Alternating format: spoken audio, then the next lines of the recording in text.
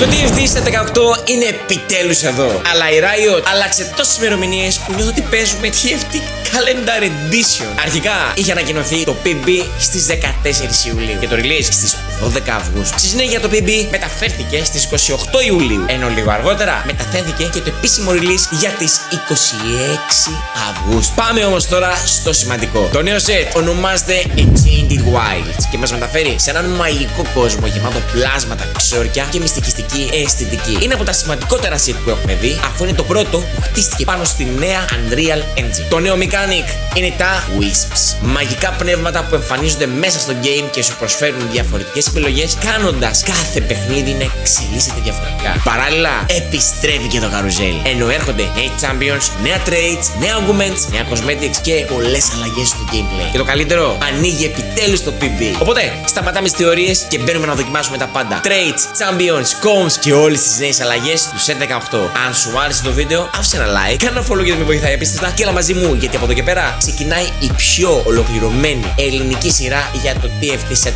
18 Enchanted Wilds. Τα λέμε στο επόμενο.